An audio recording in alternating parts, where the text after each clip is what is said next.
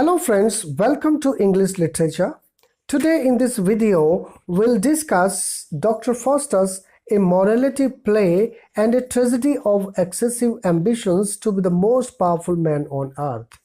Before we proceed, let us know about the playwright Christopher Marlowe. Christopher Marlowe was born on February 1564. His father was a shoemaker. Little is known about his early education. As a student, he was brilliant, and when he was only 15, he was granted a scholarship.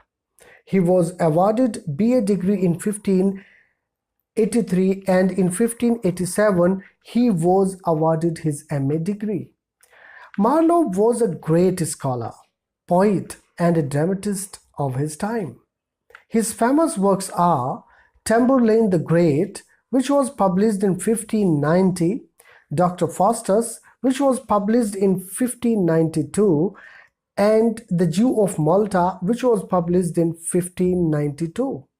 Edward II, which was published in 1594. Christopher Marlowe belonged to the famous group of his time, the University Wits. The group included 7 writers who were educated either in Oxford or Cambridge University. Therefore, the name of the group was named as the University Wits. The writers who belonged to this group were John Lyly, Christopher Marlowe himself, Thomas Kidd, Thomas Nash, Thomas Lodge, George Peele, and Robert Greene. Christopher Marlowe was a born poet who only by his degree made himself a master playwright in English literature. He was the first English poet who made use of drama as a medium of poetic expression. He was killed in a duel when he was only 29. Now let us discuss the summary of the tragedy, Dr. Faustus. The play is divided into 5 acts, and each act has 4 or 5 scenes. Act first is introduced by chorus. Chorus says that the play is about ups and downs in the life of Dr. Faustus, the central character of this play. He was born in a gentle family in Germany. He went to Wittenberg for studies. He became well versed in theology and he was conferred a doctorate degree. He mastered many subjects and became ambitious to acquire superhuman knowledge. Therefore, he started studying black magic, that he can make himself special on earth. Dr. Faustus in Act First is seen sitting in his study room, talking to himself and comparing various subjects like law, medicine, logic, philosophy, etc. He concludes that each one of these has limited access and these all are common for him. To achieve more power and honor for him, he decides to learn black magic, means necromancy. Therefore, he orders his servants Wagner to call the 2 famous magicians Valdez and Cornelius to guide him. In the meantime, good angel and evil angel appear. Good angel advises him not to learn black magic as it is against God, but evil soul tempts him to learn it because only black magic can make him the most powerful man on earth. After some time, Valdez and Cornelius arrive and Dr. Faustus requests them to help him in learning black magic. Valdez advises Dr. Faustus to invite the spirit of the dead. As advised, Dr. Faustus goes to a lonely place, draws line and circles to raise the spirit. On his calling, Mephistopheles appears. Mephistopheles informs him that he will obey him completely if Lucifer permits him.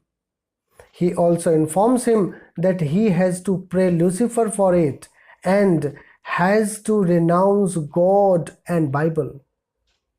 Mephistopheles warns Dr. Faustus also against black magic and tells once he proceeds in this, he cannot return. But Faustus was adamant. In Act 2, Faustus is seen sitting in his study room. It's midnight. He hangs between God and devil, good and wise. In the meantime, good angel and evil angel appear once again. Good angel advises him to pray God and to renounce evil, while evil angel asks him to think about power, worldly pleasure, and wealth. After their departure, the person and the devil, the servant of the devil, Mephistopheles, appear and informs him that Lucifer has agreed, but for this he has to render his soul to Lucifer through a deed written in his own blood. Faustus agrees and writes the same. Now 24 years are given to Dr. Faustus, after which his soul will be carried to hell for eternal damnation. Now Mephistopheles is under his control and command. He does whatever he wants. He calls the spirit of dead for his entertainments, tells the exact location of hell, gives him whatever Faustus demands. The two angels appear once again. Good angel once again asks to repent and assures him that God is very merciful and will pardon him. But evil angel warns him that he cannot be pardoned now. Now Lucifer and Beelzebub appear before him. Lucifer says that he has signed the contract and his soul belongs to him now. Now God has no right on him. Hearing this, Faustus is frightened and promises Lucifer not to take the name of God again. In Act 3, Faustus travels the whole world. He acquires much knowledge and he becomes famous. After this, Faustus tells Mephistopheles that he wants to play tricks and prank on Pope. He becomes invisible and takes the dish Pope was giving to the cardinals in his court.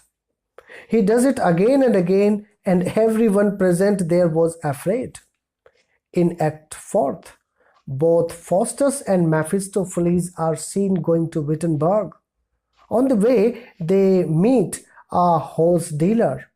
The horse dealer purchases Faustus' horse, and Faustus warns him that in no case should he take the horse into water. After this, Faustus takes rest there and falls asleep. After some time, the horse dealer comes, crying that he has been cheated, as that horse became a bundle of hay when he was just crossing the river. He tries to wake up Dr. Faustus and pulls his leg. As soon as he pulls his leg, it comes out of his body. The horse dealer is frightened and settles the case by giving $40 more to Faustus. On this incident, Faustus becomes happy by this magic trick. After this, Faustus pleased Duke of Venholt by his magic tricks. In Act 5, Faustus uses his black magic and calls Helen, the most beautiful lady, in between an old man who is no other than good angel, urges him to repent and pray God. But Faustus is found himself unable to do so. Now it is the last day of his life on earth. He tries to repent, but cannot do so. At the last moment, he repents a lot and wished that he can live in hell for years, but cannot suffer damnation forever. He wished that he were born as a beast, but now all is useless. Suddenly the clock strikes 12. The devil enters, holds Faustus, and tears his body and carries away his soul to hell for eternal damnation. Now, the moral of the play is the wages of sin is death. Faustus' superhuman and over-ambition leads him towards his doom. His ambition and excessive thirst for knowledge makes his condition like a legendary character, Icarus, who wished to fly up to the sun with his waxen wings. But God himself dawned by falling into the sea. This is all about this story. This is a tragic story of Dr. Faustus. Thanks a lot for watching, and I will be back with another interesting and most important literary writer. Thank you.